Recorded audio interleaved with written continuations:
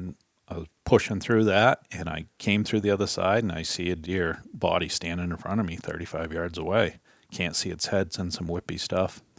And then I see another deer off to its right, and I'm looking, I'm staring at it and staring at it and staring at it, and I can't see any antlers. I'm like, well, maybe the other deer is the buck. And I'm looking at that one, I'm like, that's a smaller deer. And I look back to this one in front of me, and it's just standing there.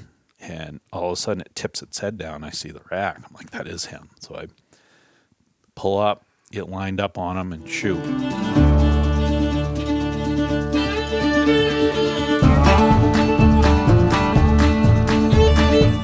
Welcome back to another episode of Northwoods Whitetails podcast. I'm your host, Joey Davis.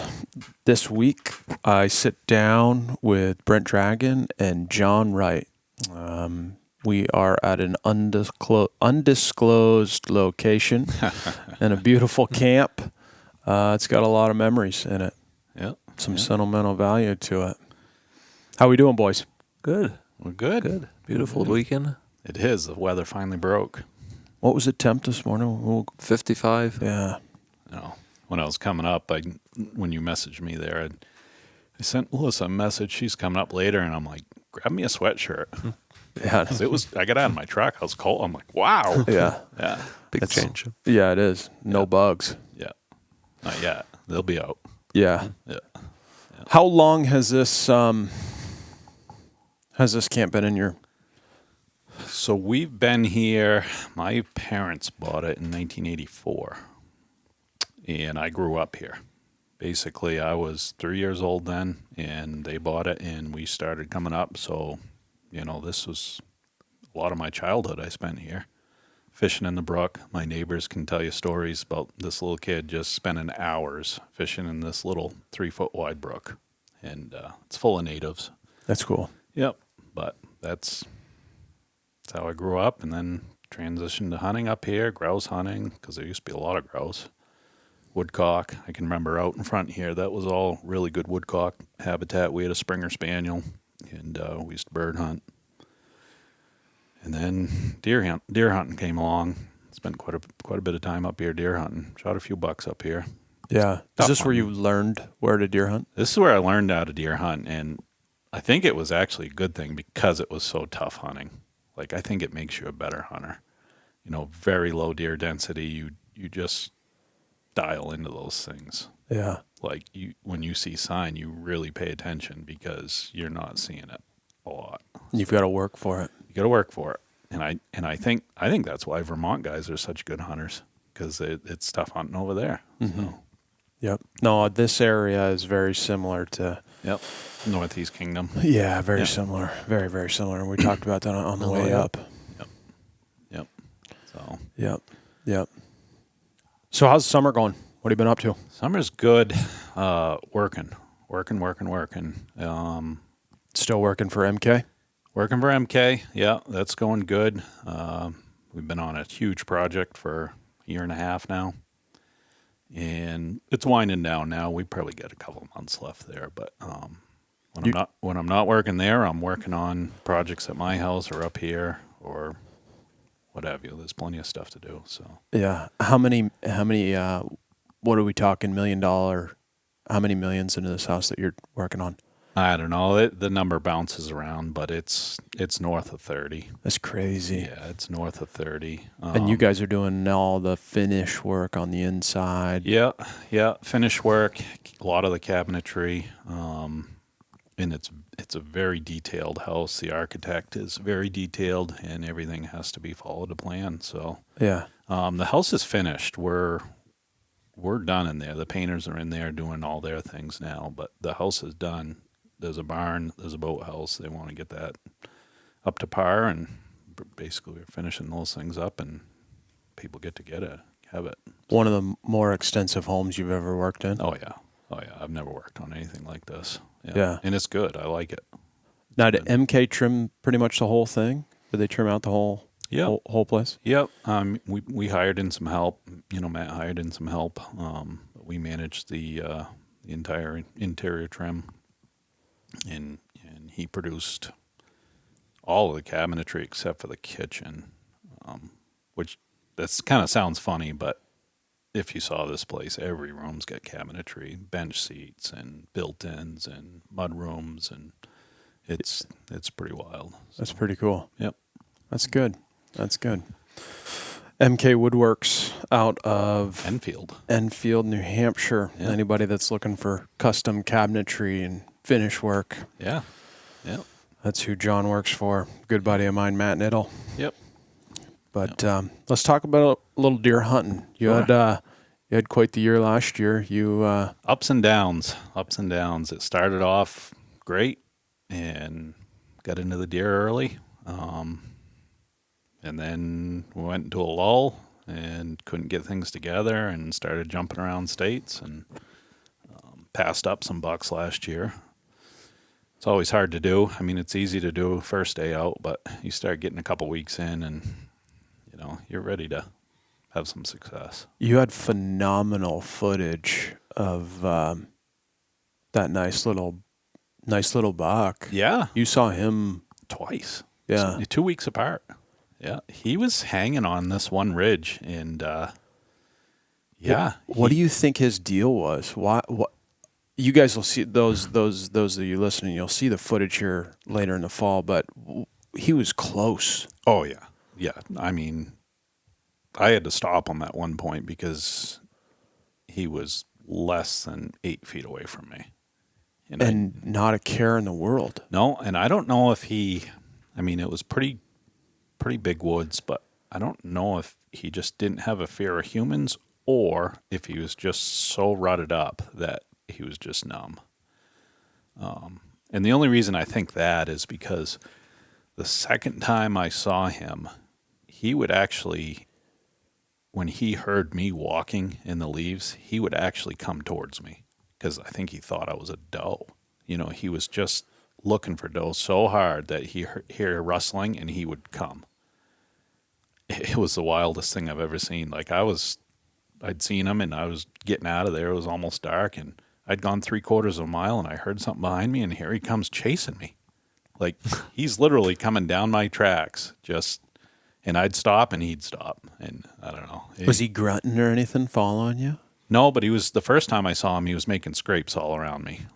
Like I watched him make scrapes, which is pretty cool. You don't get to see that a lot around here. Did you have buck piss on you or anything like that? He was just, that was his area and thought you were after his honeys or something. Yeah, there was only a couple does up in there, but he was, I'm pretty sure he got shot. But you think he did? Yeah, I saw some drag marks when I came back from Maine, and there was probably 3 or 4 days of snow up there. And when I came back from Maine, the first week I went to Maine, I came back, there was drag marks like right where he was hanging out. No shit. Yeah, that's too bad. But yeah, I'm happy for the guy that, the person. It was a nice little buck. It was a nice buck. I really struggled not shooting him because he was a nice deer. Yeah. It was a pretty cool encounter. It's phenomenal footage. Yeah. Phenomenal footage. Yeah. So you just couldn't find what you were looking for? So New Hampshire, I'd found a good buck in New Hampshire, but the problem was there was some smaller buck around him, and I was trying to hold out for him, and every day I hunted for him, it was like I was a day late. Then the next day I'd go to where he was the day before, and you're always chasing your tail around, and we just never connected. Pretty sure he's still around. Was he just covering a ton of ground looking for doe, or? He was, and we didn't have very good snow, and I couldn't really dial in where he was living. I think I might have figured it out at the end of the season. I saw him coming out of some really high country. So I'm going to check that out this fall, see if there's sign of him up in there. But, I mean, there was some doe around, and he would swing down through and check them, but it wasn't every day. It was every 4 or 5 days. Yeah. So I don't think he was living real close there. He was just doing a big swing. Yeah. And then he must have got hung up with some doe somewhere because he just never came back. I think those doe that I was around got bred, and, that was that. Yep. He knew that. He didn't. On to the next. Yep. I'm not going back there. Waste my energy. You know, Yeah. they don't waste energy. Those big ones. No, they don't. Do not waste energy. They're pretty efficient when it comes down to it. Yep. They know what's going on too. Mm-hmm. It's crazy. Yep. Always blows my mind. Yep. That's for sure. Then, so what after that? So I kind of got burnt out hunting for him. I needed a change of scenery. The biggest thing that happened in New Hampshire is the beechnut crop was massive. In my experience, beechnut in bare ground, it's tough. It's tough. Those deer are constantly moving. They don't come back to the areas because they've got food everywhere. So I got burnt out and had an opportunity to go up to Maine for a week, and I needed a change of scenery. There's supposed to be some snow up there. So I went, and that was good with some friends. And I found a really good buck up there the first day I was up there. And that very first day I was tracking him and bumped into another smaller buck, and that deer was close.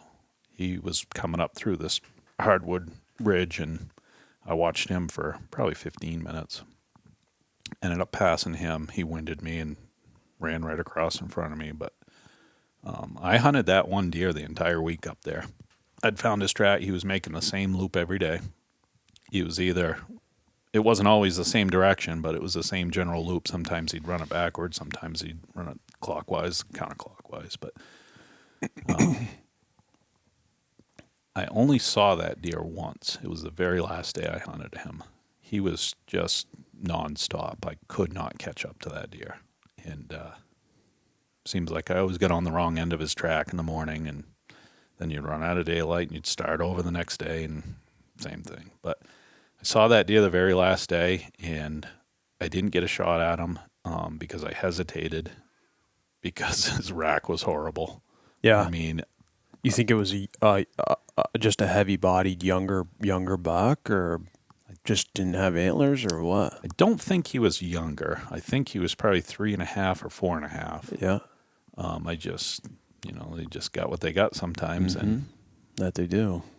he didn't have much. And, I hesitated because, I didn't know if I bumped into another smaller deer, but only I seen one flash of him, and that was it. And then he went up over the mountain, and that was the last day, and I was worn out. Yeah. I was worn out. So You and I had a similar experience in terms of being a little surprised at the lack of antlers. That deer that I shot at Maine there that one day. Yeah. When he stood up, or when he was going, I hesitated. Yeah. I was like, and that's am I really tracking this buck? Like, yeah, that's got to be him. That's all it Better takes. shoot. That 1 split second hesitation, and that was your chance sometimes. Yeah.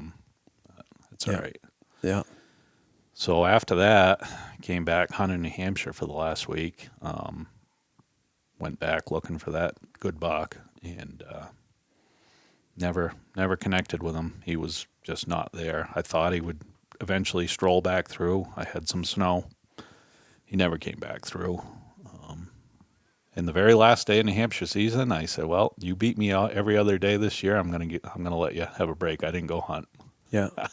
Yep. I was worn out. Yep. I said, "Well, you earned it. You win this year." Yeah. So, gave him a break,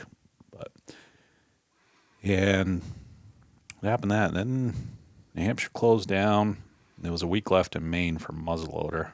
They got a big snowstorm up there, so I boogied up there Monday and started looking around, and there was a couple smaller bucks around. I had fresh snow. It just stopped snowing early morning. Tracked a couple smaller bucks around, saw a good doe.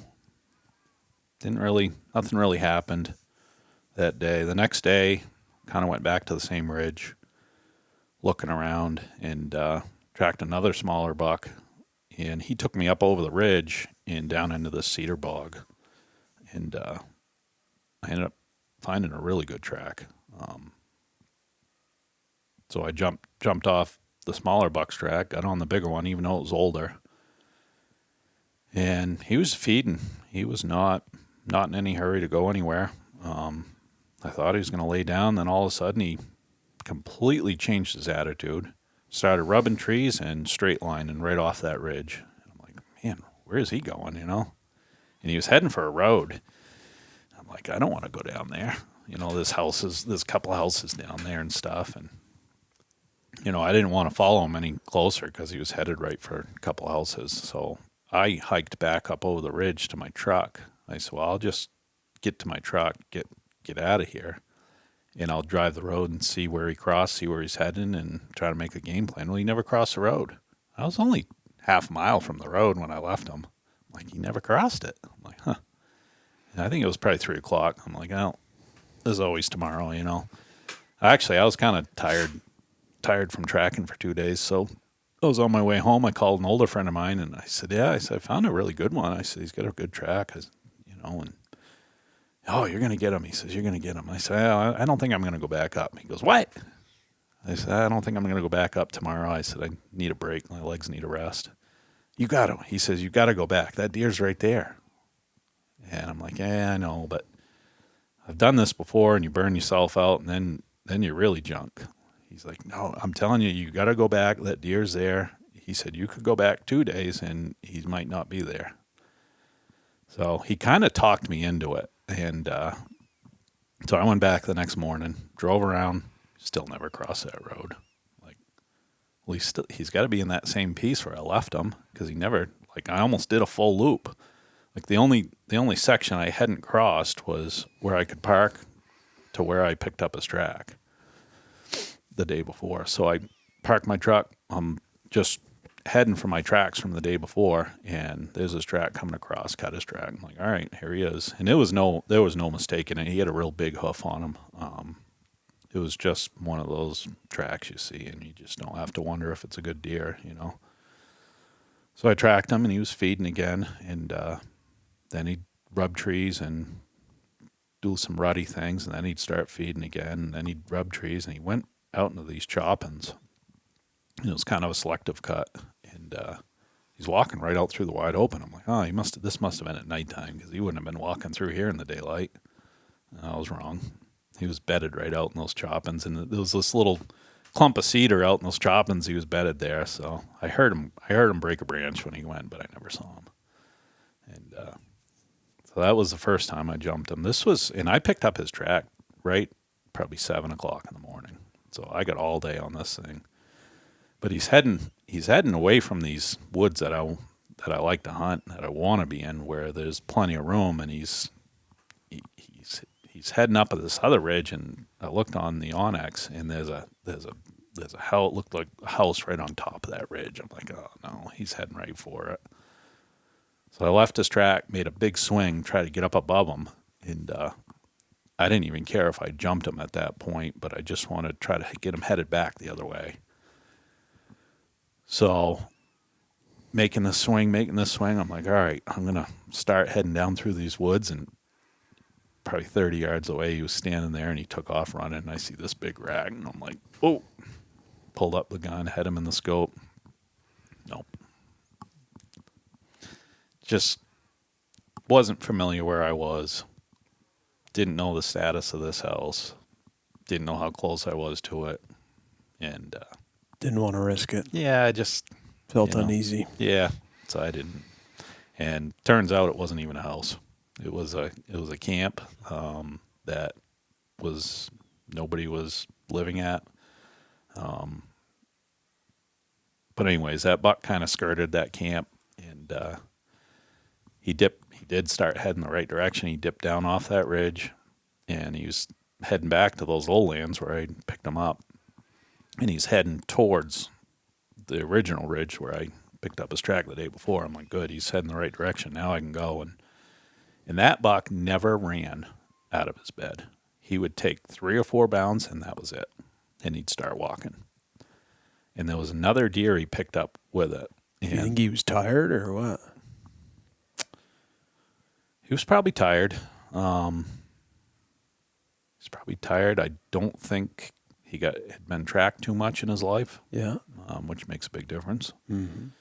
But there was another deer that he had picked up along the way, and that deer was behind him the entire time. So sometimes I thought I lost his track, but I hadn't. It was that other deer stepping in its tracks. I'm like, well, it's got to be another buck, you know.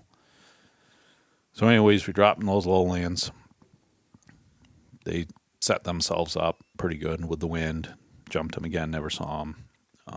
We're going down through those lowlands, and this is one of those days all the snow was clung to the trees, and you'll see it in the footage, but like you can't walk through this stuff without getting just snow down the back of your neck, and just I was covered in snow the whole day, but I didn't care. I was having fun, you know. Like, what else do you want? You got fresh snow, it's quiet. Like, the snow's soft.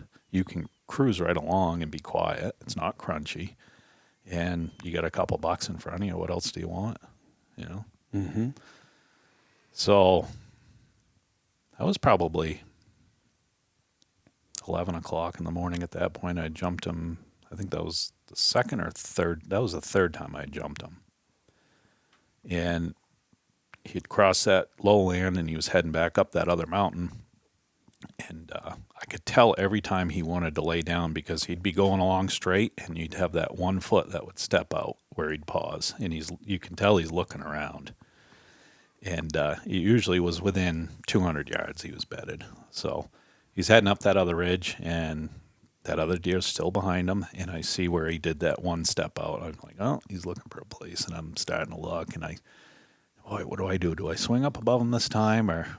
So I swung up a little bit, and then what if he cut down the other way? So I went back to his track, and I'm tracking. And I'm coming up through this mixed growth, and I see some deer pop up and go, and I see rack, and I pick up and shoot. And get up there. There's a ball of hair on the ground. Huh. Like, oh. And I'm looking at the hair, like, trying to figure out where it came from. I'm like, it's almost black in color. I'm like, it had to come off his back. Like, you know, if it came off his belly, there'd be some white. There was no white hair. I'm like, geez, it's either maybe brisket or off the top of his back. So, and then they picked up a third deer, and we're almost at the peak of this ridge. And I pop up over the peak, and this little fork horn jumps up in front of me and takes off. I'm like, you know, oh, that's not him. And I'm scanning, and he wasn't there. Him and that other deer kept going. And I don't know what happened with those other two deer that were with him, but we're starting to, that was at 2:30 then. And I'm tired. I hadn't eaten that all day because I was in the action, and I do that to myself all the time. You know, if things are happening, I don't eat. But going down that other side. And let me back up for a second. You don't eat? If I've got action like that, I don't eat. Okay, because you got a backpack full of snacks, right? Oh, full. All the time. 2 sandwiches, snacks. Oh, yeah. All right, just want to clear that up. Yeah. I usually eat a lot of calories, but if I'm in the heat of the moment like that, I just ignore it. Yeah. But so we go up over, and they're starting to swing right, and they're kind of heading around the mountain that we just came up over. And I'm going along, and run into 5 bull moose standing there. I'm like, oh, where'd they come from? I knew they were around because I'd seen some tracks, but so they take off running and go right where the deer went. They always do that. You ever notice that? Mm-hmm. They always run right down the deer tracks. Mm-hmm. And push them. Yep. So coming around, I get out of that mixed growth, and I'm kind of out in this hardwood stuff and beech nuts, and just trucking along, and I look up through the beeches, and I see this doe standing there looking at me. Probably, I don't know, 70 yards, 80 yards away. And I'm looking, and I'm watching her, and I see this little brown thing down off to her right, probably 10 yards away, and I put the binoculars up, and I can see it's just the head of a deer. And it was almost like over a rise. And I'm looking, I see it turn its head, and I see the rack. I'm like, that's him. And I'm like, huh. Like, this whole time I'm thinking that this deer that's following was another buck, and I don't know, maybe it was a doe. Like, I don't know, maybe it was a buck that lost its horns already. I don't know. So I'm like, well, that deer's got me busted. I either shoot now or it's going to blow up again. I'm not going to get a shot because he's over the rise. I can't see his body. So I get steadied up, put it on its neck, fire. Gone. Deer are gone. Both of them deer are gone. Reload, get up there, another ball of hair. I'm like, you got to be kidding me. Like, this guy's lucky day or what? You know? And he walked out of he was actually bedded. He was bedded just over that rise, and I could just see his neck and his head. And he walked out of his bed. I'm like, whoa. He's not going far. So that was probably 3:45 in the afternoon. I'm like, I'm over the mountain from my truck. I gotta head back. I gotta go back. And I talked to you earlier in the day. I'm like, I'm on a pretty good one. You kind of gave me some motivation. Don't leave them till dark. Don't leave them till dark. And I'm not real keen on that usually because I don't like walking out in the dark, especially in woods I've never been in. Like, this was an unfamiliar situation. But I don't know what, I'll follow them a little further. And that turns into another 10 or 15 minutes. And so, whatever, I'll get back to the truck in the dark. Doesn't matter if I leave now or I leave at dark. I'm still going to be hiking out in the dark. Yeah. You know? So, tracking them. And I came back through some sprucey stuff. And I was pushing through that, and I came through the other side, and I see a deer body standing in front of me 35 yards away. Can't see its head, and some whippy stuff. And then I see another deer off to its right, and I'm staring at it, and I can't see any antlers. I'm like, well, maybe the other deer is the buck. And I'm looking at that one, I'm like, that's a smaller deer. And I look back to this one in front of me, and it's just standing there. And all of a sudden, it tips its head down. I see the rack. I'm like, that is him. So I pull up, get lined up on him, and shoot. And he takes like 2 bounds and stops. And I can still see his body. Like, still in that whippy stuff, but he's still standing there. I'm like, oh. And I don't know if I hit him or not. So I'm reloading, and I'm not taking, like, I'm staring at this deer while I'm reloading because I don't want to lose sight of him. Like, I know that's him, and if I have to shoot through that brush again, I'm not going to mistake it for another deer because I've just watched him take those 2-3 pounds. And he's still standing there. So I get reloaded, and I'm like, man, it's going to be dark in 10 minutes, you know? Like, I got to make one of the, like, I got to get a good shot at him. And so I'm like trying to pick a hole, and I take a couple steps, and I'm trying to pick a hole, and finally I see about a football size hole through the brush right in his vitals. So I lean up against a tree and fire, and he takes off, and I hear crash, crash, crash.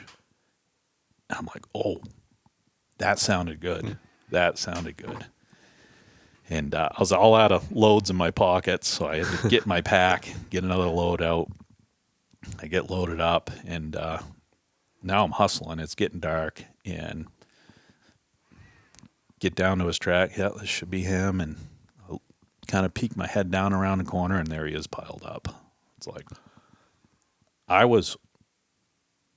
don't know if it was because I had worked so hard the last 2 weeks hunting, but I was just overcome with adrenaline and emotion, and just The hunt. it took over. Like, oh, wow. You know, I mean, it was a great hunt. Like, that was at 4:00 I got him. So it was an all-day hunt. That's all you could ask for, really, Oh, it was after the great. season that you had and the effort you put into it. And then like, now I'm going in panic mode at the same time because my truck's over the top of this mountain. Now, I already didn't want to hunt that day because my legs were tired. And now I got to drag this deer up and over this mountain, and I'm like panicking, like, how am I going to get him out? Like, I got to figure this out. I got to call Melissa and tell her I'm not going to be home. Like, I'm going to be out here for quite a few hours, you know. And like, all these things go through your mind in this short 5-minute period, and you know, it's what we do it for, though. Like, that's what we live for. You get this great feeling of achievement, and then you're trying to figure this all out. It's almost like a sense of anxiety, but I wouldn't trade her for anything. Yeah. Like, How'd you end up getting him out? so You have to go back up over?